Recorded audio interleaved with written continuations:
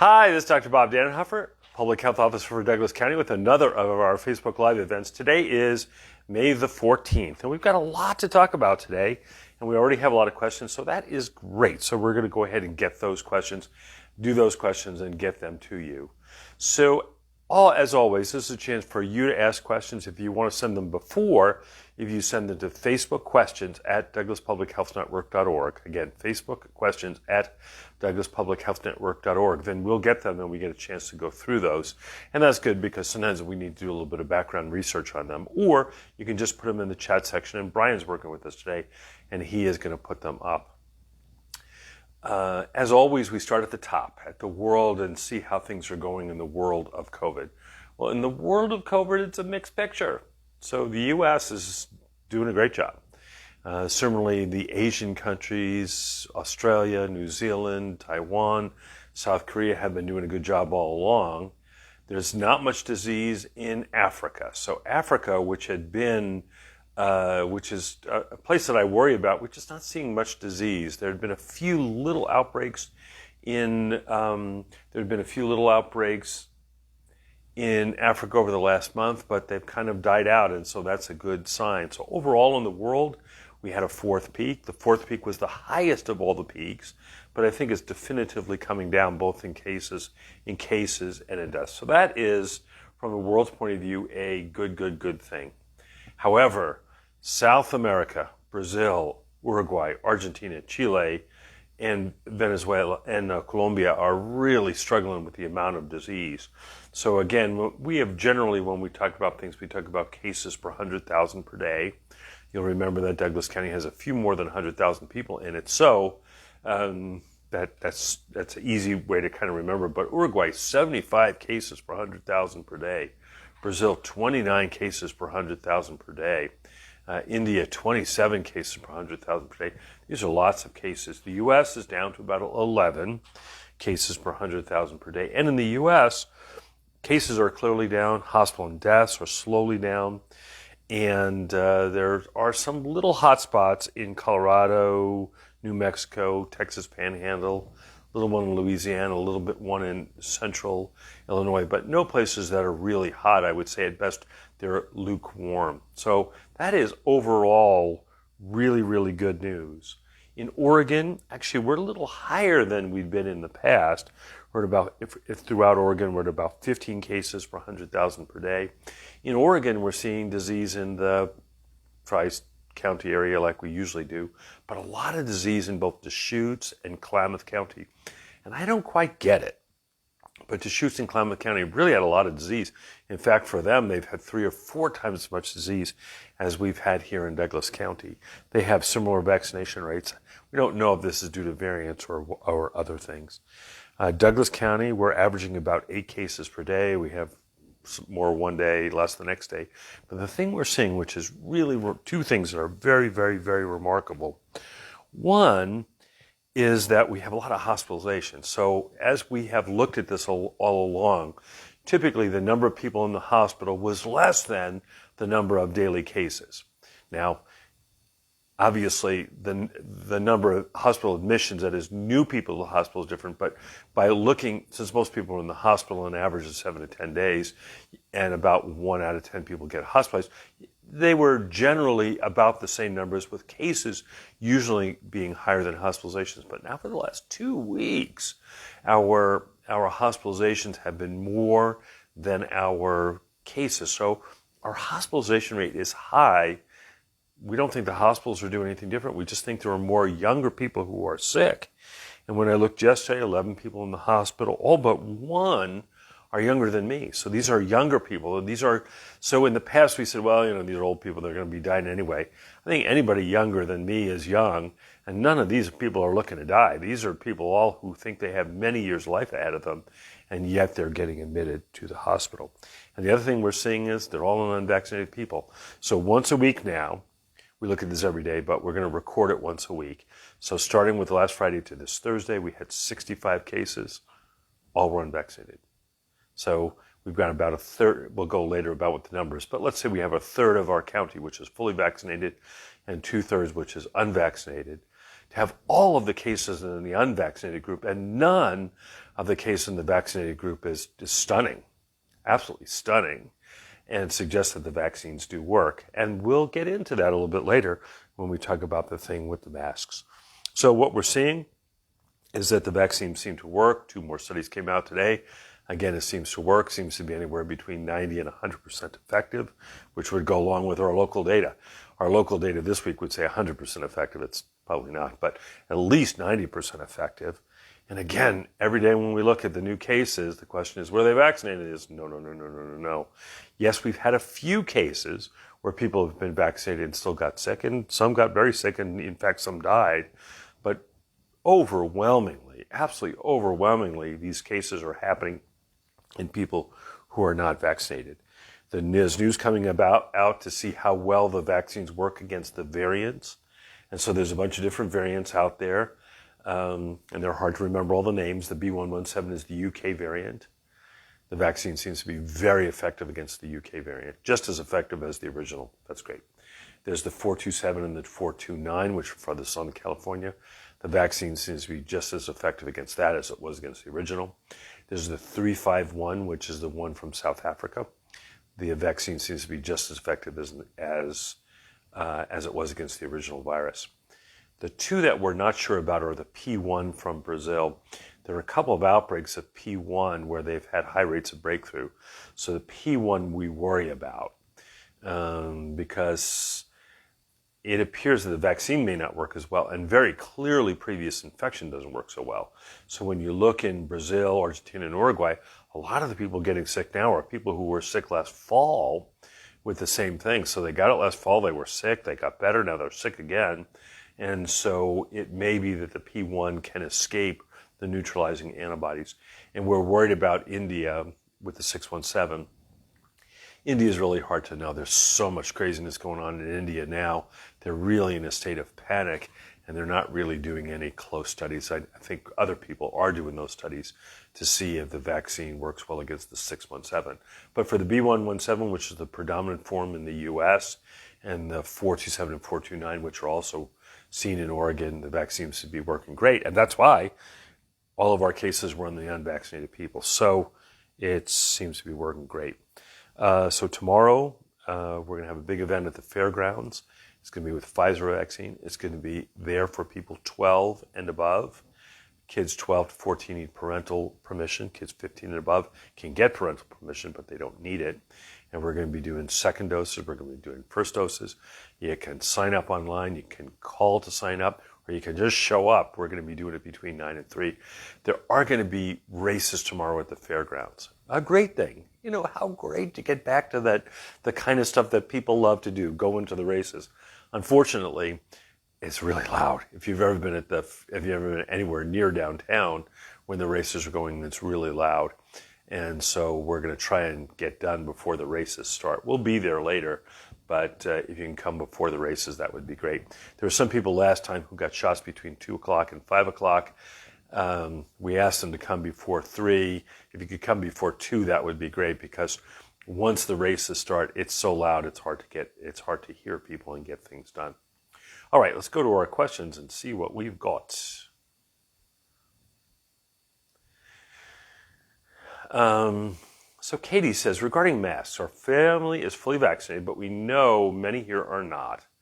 How cautious should we be about going to church, going to the grocery store, and other activities if unvaccinated friends use the new CDC guidelines as an opportunity to ditch the masks?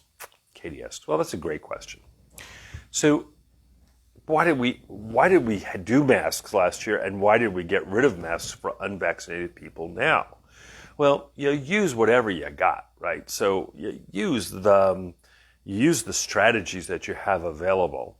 And the strategies that we had available last summer, didn't have any vaccines, still don't have any really good medications. So what you had to use was blunt tools. And the blunt tools we used were social distancing, using masks, closure of restaurants, none of which any of us have ever said are magic and would work all by themselves. You had to do all of them together. And then even with that, some people did everything right, still got sick. because none of those things is tremendously effective.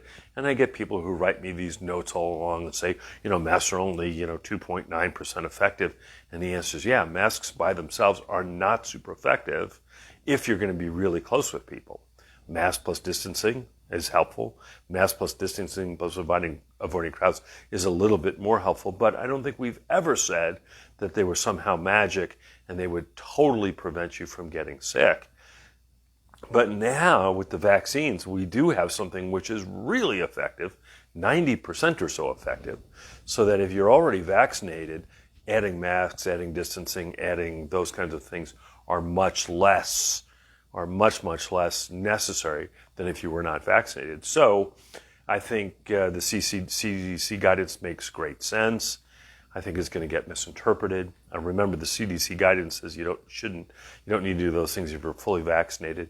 We don't have an easy way to know if people are vaccinated or not, and I'm not sure how we as a society are going to figure this out. In New York, they have a thing called the Empire Pass, and you sign up for that, and then when you want to go somewhere, you push the button, and it gives you a QR code that explains to the people or explains to the computer what your status is: vaccinated, partially vaccinated, unvaccinated, positive test, negative test, and it gives you a chance then to go to places in New York. And it's worked out well in New York. There's nothing like that in Oregon, and I'm sure it would work in Oregon. But these are these passports, and some states said absolutely you can't use them. Other states have embraced them. I have no clue what Oregon is going to do about that. So what's the story on that? So you may have unvaccinated friends who say, hey, I'm vaccinated. They may fib about it, or they may say, you have no right to ask me, and they still go without masks. And that's a risk, right? So the risk is unvaccinated people who still might have the disease and spread the disease, not using masks and getting close. So I think my guidance is, and what I'm going to do is, if you know the people and the people you're around and you're pretty sure that they're vaccinated, then it's fine to ditch your mask. I think if you're unsure, I would wear my mask. So for example, in clinic, you run around, there's lots of people there, there's no way to know who's vaccinated or not. I'm going to wear my mask in clinic. If I was flying or going on a bus or something, I'd wear my mask. If I was going to a crowded place where I didn't know the people, I would wear a mask. On the other hand, if I was going to be at a meeting with people at work and everybody's vaccinated, I think you could go without. So I think this is going to be hard, and we're going to have to figure out our way. The point on all of this is that now that we have the really effective tool, which is vaccine, we don't need the other effective tools much, but we need to get more people vaccinated. And we're going to spend a little bit of time later explaining how we're going to explain that. So Katie says, regarding breakout cases, actually we call them breakthrough cases, is there now sufficient state or national data to show whether certain factors increase the chance of a fully vaccinated person catching COVID? The number of breakthrough cases is low. We've not seen really any particular we're not really seeing any particular pattern here. Some of the people with breakthroughs have had one of the variants. Some of the people with breakthroughs are people who you might think have a weakened immune system, but some of the people are just unlucky and get it. So I think as we know more about this, we'll know. So she says, is the number of breakthrough cases less if people who are taking immune suppressant drugs? Again, the people with the breakthrough case, at least in Douglas County, in the cases I know about through Oregon, seem to be not overwhelmingly people with immunosuppressed, or overwhelmingly people got one vaccine type or another. It seems to be just a statistical thing that this vaccine is about 95% effective. So when you vaccinate 1,000 people, there are 50 who are going to be on the low range of having immunity, and they can get it. And this is the way it is with every vaccine. There's no vaccine that's 100%, and there's a wide range, and we don't understand why it works in some people and not in others. So I'll give you the example. I get a flu shot every year. I've had flu 3 times out of 40 years, so that's pretty effective. That I'm sure I get exposed every year being in clinic. And so I've had it 3 out of the 40 times. The 2 times were time where the vaccine wasn't a good match and it had only 50% protection. And I guess in those years I was in the 50% that didn't get it. And it was pretty darn miserable. So it's all a statistical game. So the fact that we have 600 breakthrough cases in Oregon is a lot, but we have 35,000 infections in people who were not vaccinated. So remember, 600 cases where people got sick who were vaccinated, but 35,000 cases where people who were not vaccinated got sick. So I think breakthroughs are something we need to worry about, but a society can tolerate a certain amount of people who will not get protection if everybody around them is protected. So one of the examples I use is there are 2 kids I care for who've had heart transplants. I mean, the world's biggest thing. 2 kids with heart transplants. And these 2 kids, because they've had heart transplants, cannot get vaccine, cannot get live vaccine. So they can't get the measles, mumps, rubella vaccine. And so they are really at risk for getting measles, mumps, rubella. And the story is, we really have to worry about them and protect them. And my sense is that we can protect them. And the way we can protect them is everybody around them needs to be immune to measles. And if everybody there around is immune to measles, they'll never get exposed to measles and they'll never get it. Now, everybody can't say that, but the 2 kids in town who have heart transplants can say that. And similarly, if we got our vaccine percentage to 70 or 80 or 90%, there would be so little disease circulating that if you're the unlucky person who didn't build a great response, you're that unlucky 5% who might still get it, there just won't be enough disease around for you to get. So your risk of getting the disease is how much disease is out there, how contagious is the disease, and what protections do you have. So when there's still a lot of disease out there and you're unvaccinated, you're going to get sick. But if there's less disease out there, you're vaccinated, and you take some reasonable precautions, your chance of getting sick is very, very, very low. Okay. So Linda says, I said the Indian variant was a big concern, and it really is a big concern. So if people are no longer wearing masks, will the vaccine protect us against contracting that or other variants? So what we do know is that some of the variants we do know about, the UK variant, the vaccine seems to work well. The Southern California variant seems to work well. The South African variant, it works well, but a little less well than it does against the B117. Again, we don't really know for sure about the Indian variant or the Brazilian variant. The initial stuff looks pretty good, actually.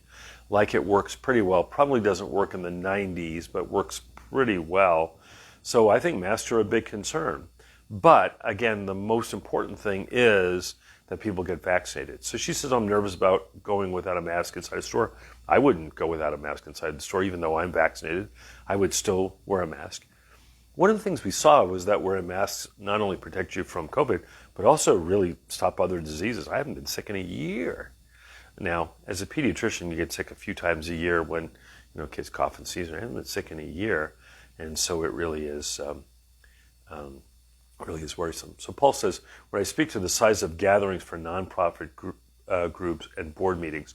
So I looked this up, Paul. It turns out that board meetings are considered to be organizational stuff. So if you're on the board for a corporation, it's as if you're part of the organization, or if it's a nonprofit group and you're the part of the board, it's still considered an organization.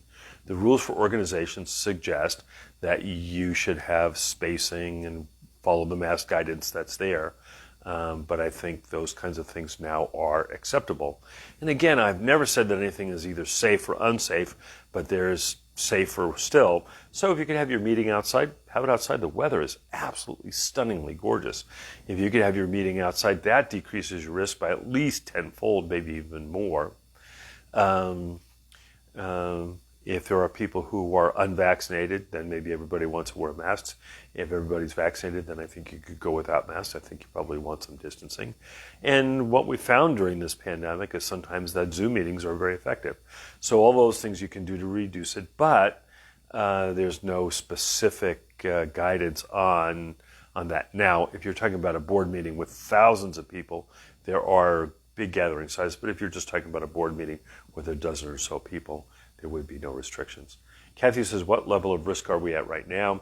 So in the last week, we've averaged over 100 cases per 100,000, so we're in the high range. We actually have had fewer cases this week, so depending on what happens over the next few days, we may go down a little bit, so we'll see on that. So how do businesses, events, places of worship, and schools manage the new maskless guidance issued by the CDC? I don't know. I mean, this is a really hard question because I don't think businesses are going to want to be asking people what their immune status is or checking your vaccine card. And, these vaccine cards are certainly not so high tech that you couldn't sort of just print one up. So I don't know how we're going to do this. But I was on several meetings today, and we said we're going to get guidance. But this is a time to talk about what we're doing on vaccines. So if you've been watching, there's been some real confusion about the VA and the Cow Creek and what we're at and what our numbers are and why we look low on one number and high on another number. So I spent a tremendous amount of time going through this with the state. And I think as of yesterday, the state said, Bob, we can't argue with you anymore, and we're going to take your numbers. So our numbers are that in Douglas County, and there's so many numbers out there, vaccinated, fully vaccinated, 1 dose, 2 doses. From now on, I'm just going to talk about people who got their first dose. Almost everybody in Oregon who gets Moderna Pfizer gets a second dose. And so by saying people fully vaccinated, you're really looking back 3 or 4 weeks. Really what we want to look at is where we're at today. And so we're going to use people who got their first dose of a vaccine. You have J&J already done, but if you got Pfizer, Moderna, you'll come back in 3 or 4 weeks to get it. I think this is the thing to use because you get a lot of protection from the first dose and you're in real time where you're at. So in our county, we have about 112,000 people. We have about 94,000 people who are 16 and above that's eligible for a vaccine. So our denominator is 94,000. When we look at the people who are vaccinated, 35,230 have been vaccinated through vaccinators who got vaccine from the state. So Aviva, South River, Umpqua Valley Ambulance, all of those people who got them and put their numbers into alert is 35,230. The numbers at the VA and the numbers at Cow Creek are hard to find, but we were told last week that the numbers at the VA were 8,814 and in Cow Creek were 3,034, which gives us a total of people vaccinated in the county of not 47,000. Remember, 47,000 people vaccinated, 94,000 people eligible. We're just at 50% now. So we're just at 50% of the eligible people in Douglas County have gotten a single dose. If you look at the OHA website, there's not an easy way for them to include the VA and the Cow Creek doses because they are done differently. And I accept that it's hard for them to update, but don't even talk to them. That's just, these are the numbers we're going to use. They told us they would accept our numbers. So we're at 50% of the eligible people. Once we hit 65% of the eligible people, our cases will go down and there'll just be fewer people to spread it. And when we get to 70% of eligible people, the disease will go down further. Now, if we were at 100% of eligible people, that would be great, but I don't think we're ever going to get there. And so the goal is to get us to 65 or 70% of the eligible people. 70% of the eligible people in Douglas County are 66,000. Remember, we're at 47,000 now. So we need to vaccinate, get the first dose to another 19,000 people over the summertime. This is totally doable. We're doing about 400 or 500 a week. So it's totally doable. We just have to get people out there to get it done. And so what we're going to do now is we're going to publish the number of people who've gotten one dose, 47,078 as of yesterday, and the percentage of the weight eligible people, 50%. So you're only going to have to hear two numbers, the percentage and the number.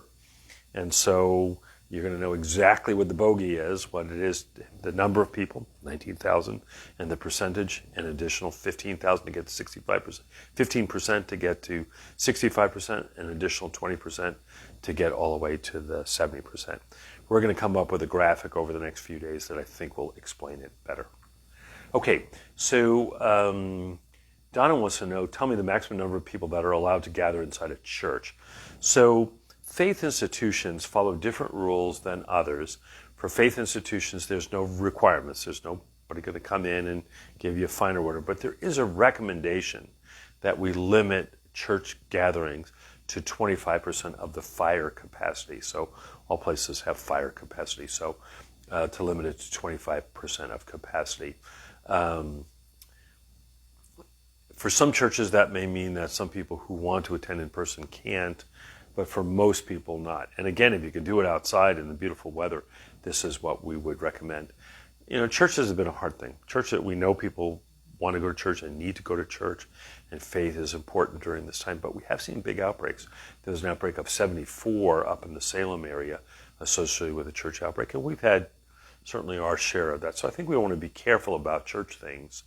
And again, faith institutions are hard, but there are no specific requirements. So somebody says, my 2 kids and I had COVID. I was told that getting the shot would make us severely sick. Is this true? So early on, we didn't know, right? So we didn't know whether if you had the disease and then got the vaccine, whether you would get sick or whether you would get additional protection. It appears now that you'll get side effects, but the same kind of side effects that people who haven't had COVID get, and that you'll actually get much better protection by getting the shot. So you should get the shot, and the recommendation is you should get the shot when you're over the COVID, out of isolation and feeling better. And then someone says, can we be exempt from the mandate? That question was asked today, and the state health officers thought not, according to the CDC guidance, but we're going to wait to see on that. There's no way to really know. I have so many people say, I'm sure I had it. And I say, did you ever get a test? No, but I'm sure I had it. Some of those people actually do wind up getting antibody tests, and actually most of them don't have antibodies. So whether or not they had it or not, I don't know. It also turns out that the protection you get from the vaccine seems to be much better than the protection you get from the illness. Now that seems a little counterintuitive, but it's not unheard of. There are many diseases that you get much better protection from the vaccine than you get from the natural infection. So with chicken pox, when you get the disease, frequently people then will later on have shingles, which is a reactivation. So shingles, the chickenpox vaccine has been out about 20 years, and it's been amazing that the number of cases of shingles that I see in kids is just plummeting. And when I look at the cases of shingles, they're all in kids who had disease and didn't get the vaccine. In fact, I think in the entire time, in this last 20 years, I think I've only had one kid who had the vaccine who's gotten shingles, and dozens of people who had the wild disease who got shingles, and very few kids have had the wild disease. So it seems that at least in that case it provides better. Hepatitis B, much better protection from the vaccine than from the wild disease. Hib, or Haemophilus influenza B, much better protection from the vaccine from that. So I would recommend that you get the vaccine, and no, you wouldn't be exempt from the mask mandate. So how concerned am I about unvaccinated people not wearing masks? Won't people just say they're vaccinated? Yeah, this is the big concern, right? So unless we have a way to verify that people are vaccinated, there may be somebody who fibs, and especially people who might have some other agenda, who might fib about this. And I think this is a real problem.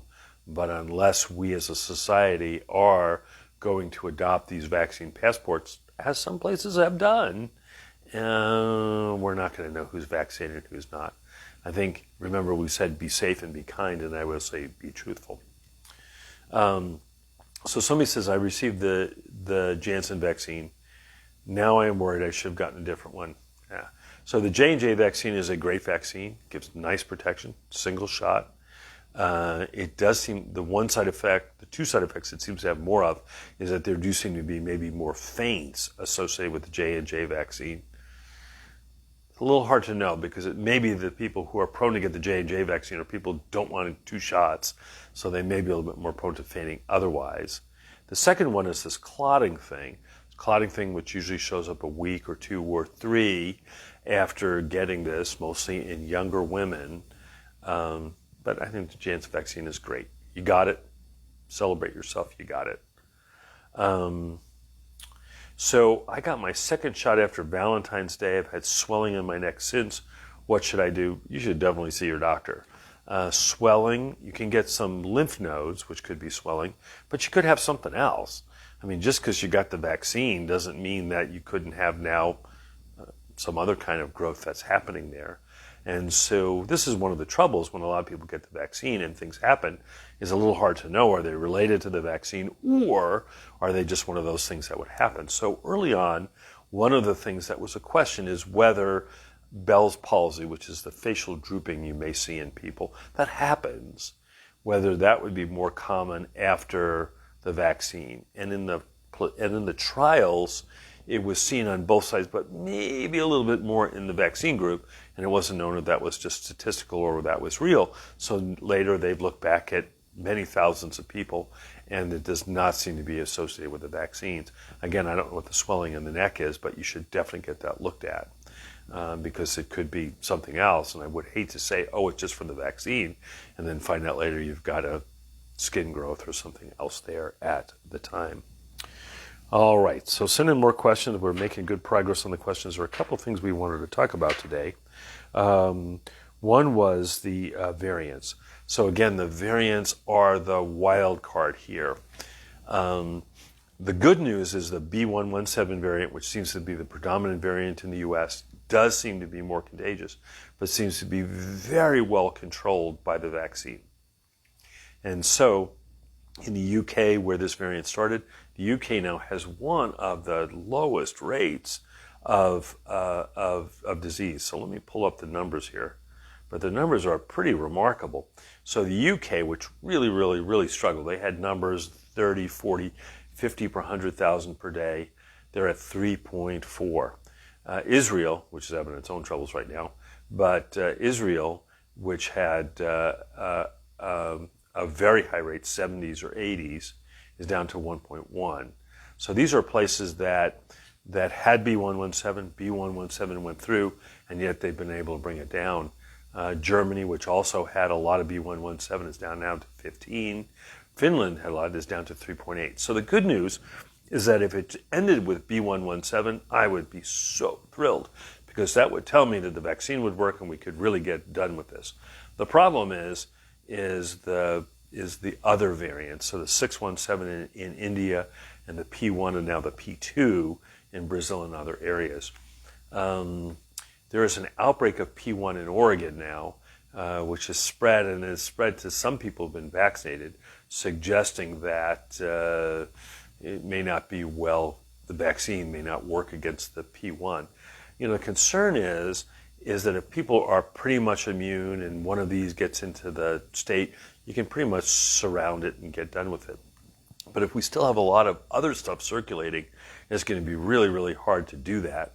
And that's the goal, to try and get the amount of disease down this summer to 1 or 2 cases per day. And at 1 or 2 cases per day with 70% of the people vaccinated, you don't have to look at my ugly mug anymore. We'll be pretty much done with this.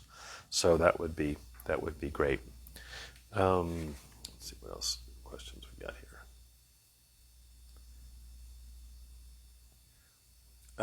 So Crystal says, is there a drive-through vaccine clinic in Roseburg this weekend? The answer is yes, there is. It's tomorrow between 9 and 3 at the Douglas County Fairgrounds. We are going to be giving the Pfizer vaccine for people 12 and over. For kids 12 to 14, they need their parents there so the parents can do consent. People 15 and above can consent for their own. We're going to be doing first doses. We're going to be doing second doses for people who got the vaccine at our clinics before, or just people who got their first dose anytime, anywhere else. It's open to anybody else. It's open to anybody who you have. So if you have friends or relatives from other counties, please come by and we'll get it done. You can sign up online through Eventbrite. It took me a minute 5 to do that when I signed up this time. And then you can call. We have a phone number to call, or you can just walk in. So Diana says, how will businesses verify if someone is vaccinated without breaking HIPAA laws? Who the hell knows? I mean, I have no clue how you would do this. So we do verify vaccinations for other things. right? For people who go to school, we do it for people who travel, for example, to yellow fever endemic areas. So if you want to go to a place where there's yellow fever, you have to show a yellow fever vaccination. And there's a special yellow fever stamp, believe it or not, that shows that you've been vaccinated against that. So we do that in some ways. I don't know how in the world we're going to do that with COVID. Yes, we could use the state registry. That's a clunky thing. Certainly not something that the local hardware store is going to have use of. So I don't know how we're going to do this. So I'll be watching just like you. So Ellie says, can you tell us where the P1 was found in Oregon? In several places. So it was an outbreak. It's multi-jurisdictional. So it's in many places around. It's many places around Oregon because it spreads, and it spreads quickly, and people travel from one area to another, and then they bring it to other places. So I think what we can assume at this point that almost all of the disease in Oregon is caused by variants.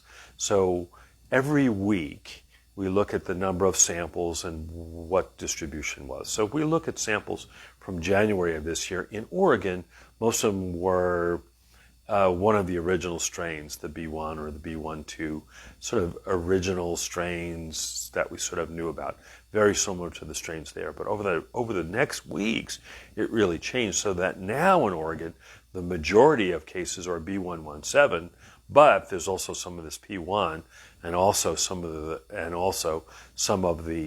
351, which is a South African variant.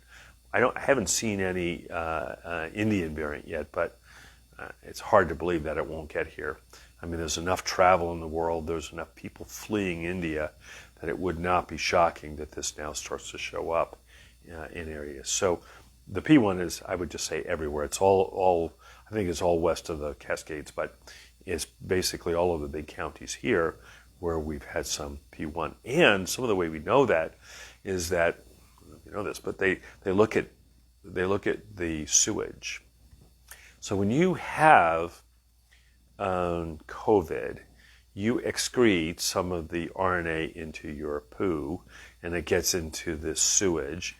And now you can look at the mixed sewage from the sewage treatment plant and look to see if there's COVID in it. And pretty much everywhere in Oregon there is. And then you can see which kind of COVID it is. So when I talked to the person today who runs that program, there's P1 in most places in Oregon. So I think the P1 we're seeing is coming around. Still not predominant. The predominant that when we look is still the B117, still very controlled by the vaccine. And that's why we want to get people vaccinated now. Waiting 3 months, waiting 6 months, waiting 12 months will allow some of these other nastier variants to get there. Yeah. So Chris says, it seems like more young adults are becoming hospitalized. Do you correlate this with the variant in Oregon or the lack of young adults being vaccinated? Or is this going to become like the swine flu where young people are very susceptible, especially of overweight or obese?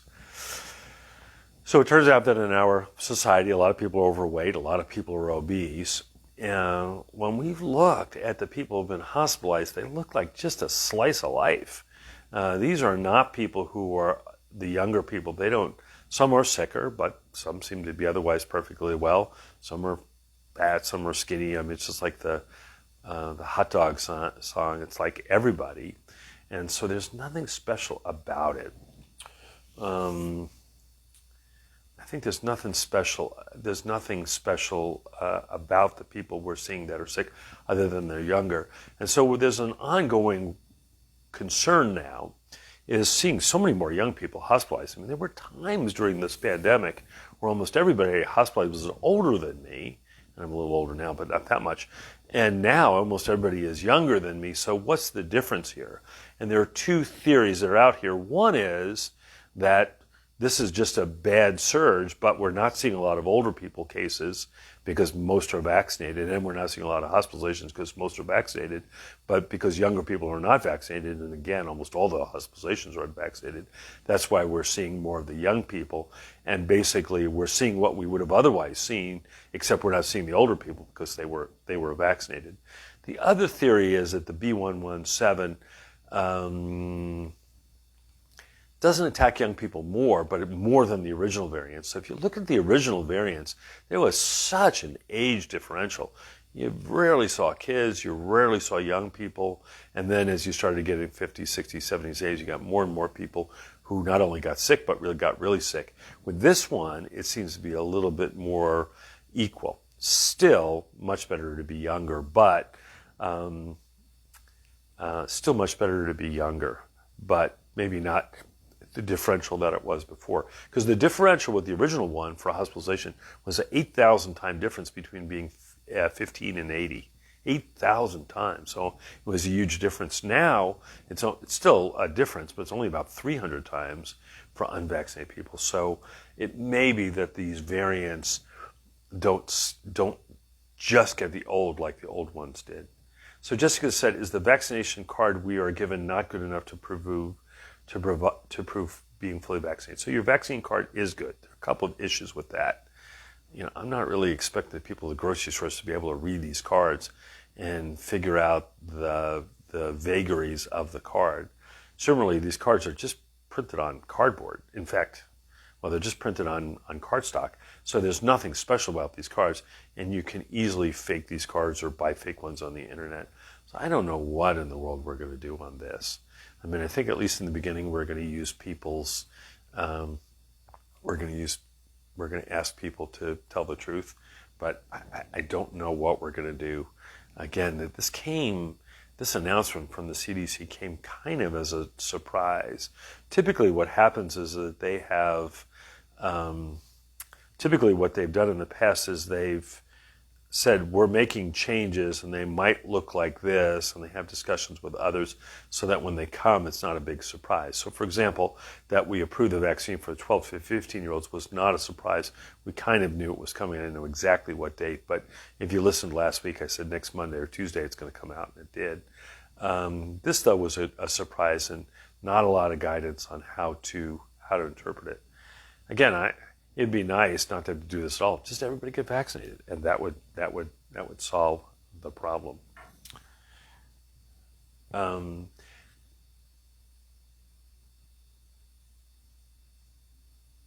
So again, the number of hospitalizations is high. And why are the hospitalizations high? Again, we don't really know, but I mean, 11 people in the hospital or 14 people in the hospital, 16 the other day.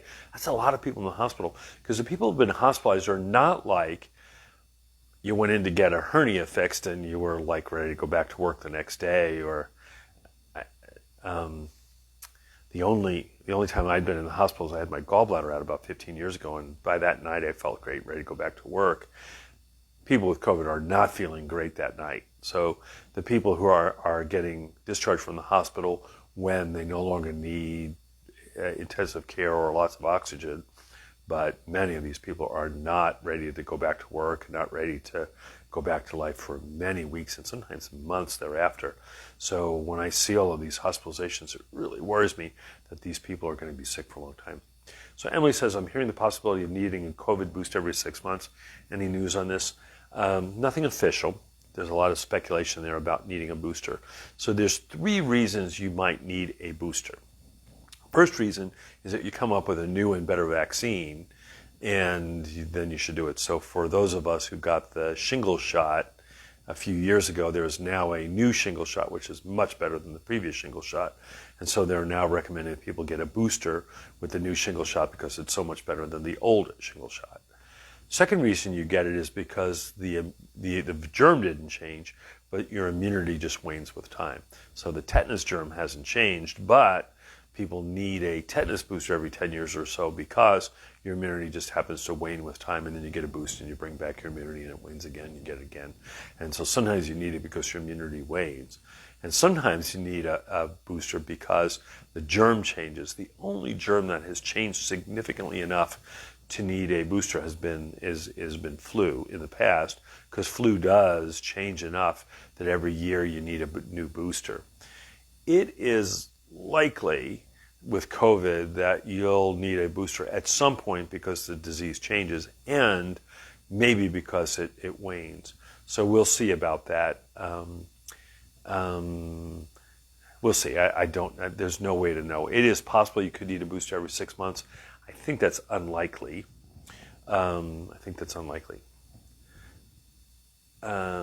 So somebody says a group of vaccinated baseball players getting sick. Was that a breakthrough or a variant? I don't know. I'll have to look that up. I hadn't heard about a breakthrough on a baseball team. That's the kind of stuff. That's where you will see breakthroughs. You'll see breakthroughs in a group of people who are close together, who have a high rate of vaccination. So you could imagine in an office, everybody's vaccinated and yet there's an outbreak, or on a baseball team, everybody's vaccinated and there's an outbreak. So I'll have to look that about the vaccinated baseball players. It certainly could occur. There's no question that we're going to have some breakthrough cases, but again, the numbers are just stunning. Last week, 66 cases, 66 unvaccinated. I mean, there's almost nothing we do in medicine which is that good. All right. Well, that looks like it for questions for the day. We're going to do this again on Monday, but really, I'd love to see people tomorrow at the fairgrounds. We're doing this tomorrow between 9 and 3. We're giving Pfizer vaccine to people 12 through, our oldest is 106 that we've given vaccine to, so 12 to 106. It's free. You don't need to bring anything. You can sign up and get an appointment for a sure time. You can go ahead and you can go up and get a sure time. You can call and get it at a sure time or just show up at the time. And you might want to come later and then go to the races and watch the races. The races are always fun to watch. Pretty loud. Now again, because they're pretty loud, they're going to start practicing at around 2 o'clock. So it's going to start getting loud at 2. So if you come earlier, we'll be able to do this in the peace and quiet. So I guess the question is about the New York Yankees. Well, figure it out. Places like the New York Yankees would obviously be high risk, right? They're traveling all around the country. They have adoring fans who want to be with them. They're bringing people from all around. So we'll see about breakthrough cases. And again, breakthrough cases wouldn't be shocking. There are breakthrough cases, but they're very rare. The most thing we know is that getting the vaccine works. And so hopefully you'll do it tomorrow. And again, we're on our journey here. I think we have about 50% of our target population vaccinated. Our intermediate goal would be to 65%. Our next goal is going to be 70%. And I think we're going to go over the next week to show you that. So again, we're at 47,000 or about 50%. Our goal is to get to 70%, which is about 66,000 in Douglas County. All right. Well, take care, be safe, be kind, and we'll talk to you again on Tuesday. Thanks.